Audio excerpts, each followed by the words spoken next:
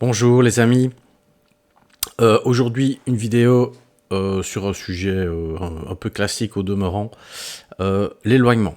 Donc l'éloignement de deux personnes, on peut apparenter ça à une séparation, en tout cas, ou un changement de domicile, un changement géographique, en tout cas un éloignement de deux personnes. Essayez d'un peu comprendre pourquoi dans certains cas ça fait mal et dans d'autres ça fait du bien. Donc c'est important de voir un peu les deux parce qu'en consultation on va surtout essayer de comprendre quand ça fait mal et essayer de comprendre aussi quand ça pourrait faire du bien. Voilà, et le comprendre, comprendre le mécanisme des choses fait que on peut vraiment aider à vraiment sentir mieux quand on a compris ça. Donc, l'éloignement se déroule en plusieurs étapes. La première, c'est évidemment l'éloignement physique. Les deux personnes ne se voient plus, hein, ok. Donc, il va subsister une image résiduelle dans la tête, une image résiduelle qui s'apparente un peu à la dernière fois qu'on voit la personne. C'est une image qui va rester comme ça jusqu'à ce qu'on revoie la personne. Ce qui peut d'ailleurs être amusant parce que quand on la revoit après longtemps, évidemment, on constate les changements, etc. Jusque-là, je vous apprends rien. C'est quelque chose de facile à comprendre. Ce qui va rapidement partir tout doucement, mais ça va mettre plus de temps, c'est le sentiment que vous aviez en présence de la personne. Je prends un exemple. Vous allez chez votre ami, chez votre meilleure amie, voilà, vous êtes avec elle. Il y a ce sentiment qu'il y a toujours quand vous êtes toutes les deux ou tous les deux. C'est pas toujours forcément quelque chose de super fabuleux ou de désagréable. C'est une émotion que vous retrouvez systématiquement avec cette personne. C'est l'affinité qu'il y a entre vous deux. C'est ce sentiment que vous ressentez quand vous êtes en présence de la personne. Ça, c'est quelque chose qui va tout doucement s'estomper aussi, beaucoup moins vite que, allez, je dirais que le physique, parce que le physique, vous restez sur l'image, la dernière image que vous avez eue, donc vous avez plus de nouvelles données qui arrivent, donc forcément vous savez plus vous refaire une idée, mais ça, cet émotionnel, il va partir tout doucement pour qu'il ne reste plus que la raison pour laquelle vous ne voyez plus cette personne.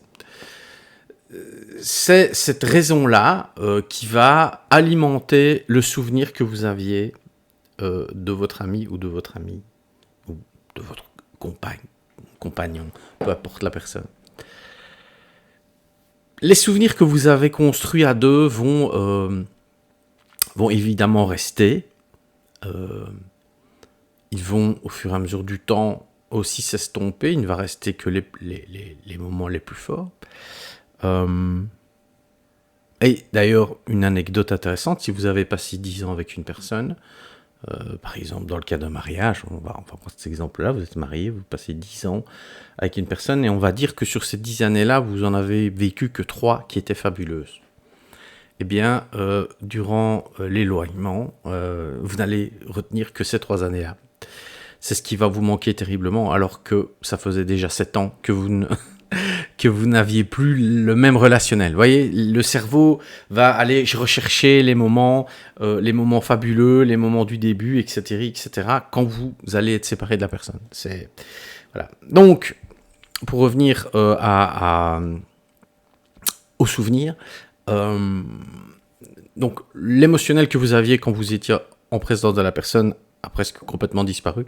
Il ne reste que ce souvenir et cette raison qui fait qu'aujourd'hui, vous ne voyez plus la personne. Voilà. Dans certains cas, ça fait souffrir. Dans certains autres cas, ça ne fait pas souffrir. Au contraire, ça apaise. Ça donne une forme de liberté. Ça peut être plusieurs choses. Dans le cas d'une souffrance, on va essayer de rétablir avec la personne l'émotionnel qui est parti. Pourquoi ? Parce que quand on reste sur la raison pour laquelle on ne se voit plus et sur les souvenirs, c'est que on va construire et ruminer quelque chose d'unique. Donc, c'est-à-dire, ce moment-là a fait que je ne suis plus avec la personne. Donc, on va se focaliser sur cet événement-là pour ne plus réduire la relation qu'à ça. Et donc, forcément, on souffre parce qu'il y a eu ça, ou on est apaisé. Dans ce cas-là, ça va. Bon, il y a moins besoin, sauf si on a vraiment besoin de comprendre pourquoi on se sent mieux. C'est possible aussi de faire ça. Mais en tout cas, dans le cas d'une souffrance, il faut essayer de comprendre que la relation n'était pas basée que sur cet événement-là. Il faut ramener l'émotionnel qu'on avait quand on était en présence de l'autre pour essayer de raviver ce que ça nous faisait quand on était ensemble et du coup pouvoir aborder, évidemment dans le cadre d'une thérapie, c'est pas quelque chose qu'on peut faire seul, quoique pourquoi pas, mais il faudrait vraiment beaucoup d'introspection et beaucoup d'expérience. Mais dans le cas d'une thérapie, on va raviver ce moment-là pour essayer vraiment d'aller chercher les éléments qui ont fait vraiment que ça en est là. Et en général, quand on ramène cet émotionnel-là, on va ramener forcément un peu de colère, surtout sur la fin. On va ramener aussi un peu d'amour, parce qu'on va se rappeler qu'on était bien ensemble. Et tout ce méli-mélo-là va nous remettre en arrière au moment où la séparation a eu lieu, ou en tout cas la période pendant laquelle la séparation a eu lieu. Et c'est ce moment-là qu'il faut ramener pour réellement arriver à travailler sur les raisons, pourquoi, comment, est-ce que ça fait du bien, pas du bien, etc. Voilà, ça ce sont les éléments de travail qu'il faut aborder, mais là c'est pas le sujet. Le sujet, c'est de comprendre la mécanique. Une fois qu'on a réussi à résoudre plus facilement ces problèmes-là parce qu'on s'est remis en condition vraiment de quand on était avec la personne, à ce moment-là, on peut laisser le processus d'éloignement se reproduire à nouveau. Ça va plus vite, évidemment, parce que c'était que des souvenirs, on n'a pas forcément revu la personne. Il y a aussi des cas où on voit encore la personne, mais là c'est encore tout autre processus. On va laisser de nouveau l'éloignement refaire son job, mais avec tout ce qu'on aura réussi à mettre en place, à réintroduire dans ce mécanisme-là, pour que cet éloignement, à un moment donné, soit vécu d'une manière beaucoup plus paisible, voire même de manière bénéfique pour la personne. Voilà, ça c'est vraiment le principe d'éloignement. D'abord physique. Ensuite, l'émotionnel s'en va. Il ne reste que, j'ai envie de dire la rancœur. Ouais, on va prendre un mot, voilà. La rancœur de ce qui s'est passé, voilà. Et c'est ça qu'il faut éviter. C'est ce qui reste. Il faut revenir en arrière. Parce que parler de la rancœur juste comme ça et en rediscuter, ça va pas. Pourquoi ? Parce qu'on est dans cette rancœur-là. Ce qu'il faut, c'est d'abord ramener, refaire une régression, on va dire ça, vers cet état où on était bien, où on se rappelle de l'émotionnel qu'on avait avec la personne, ce qu'on vivait ensemble, etc. Vraiment ramener à cet état-là pour pouvoir, à ce moment-là, vraiment comprendre ce qui s'est passé, mettre des mots, oublier les choses qui sont oubliées, retenir les choses qui sont retenues, vraiment refaire un travail global là-dessus, et puis après laisser de nouveau l'éloignement se faire. Et ça permettra d'ailleurs, en cas, parce qu'il ne faut pas croire que tout est définitif, tout n'est pas marqué dans le marbre, c'est pas parce qu'un jour on ne voit plus un ami, une amie, peu importe, quelqu'un à qui on tient, que forcément c'est obligatoirement définitif. Il se peut qu'en ayant fait ce travail, une fois qu'on va revoir la personne, le processus va être différent que si on était resté sur une rancœur ou sur une tristesse ou quelque chose comme ça, parce que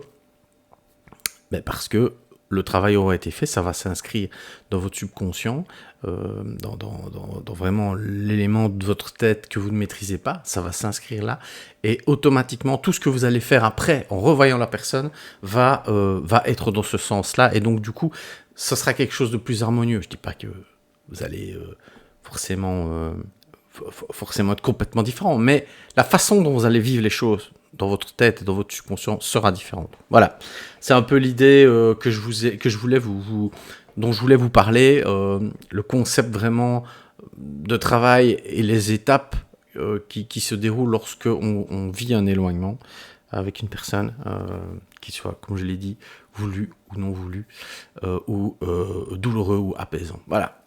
Je vous dis à bientôt pour une nouvelle vidéo. N'hésitez pas à vous abonner si vous avez aimé cette vidéo. Il va y en avoir d'autres. Je profite de ce petit moment puisque c'est la première vidéo que je fais YouTube. En tout cas, je ne la fais plus au podcast, donc c'était plus juste du son. Maintenant, vous aurez la joue devant ma tête. Voilà. Donc ce sera tout le temps comme ça. Il y aura sûrement des améliorations, etc., etc. Je ne suis pas non plus influenceur. J'ai pas l'intention de faire des milliers de vidéos. Ce sont des vidéos qui sont là pour expliquer comment je fonctionne, comment je travaille en cabinet et comment j'aide les gens à traverser des changements dans leur vie. Voilà, c'est l'idée, vraiment pour vous donner un avant-goût et si vous hésitez, apporter peut-être des réponses aux hésitations que vous avez. Voilà, je vous dis encore merci de m'avoir écouté jusqu'ici si vous l'avez fait et je vous dis à très bientôt pour une nouvelle vidéo.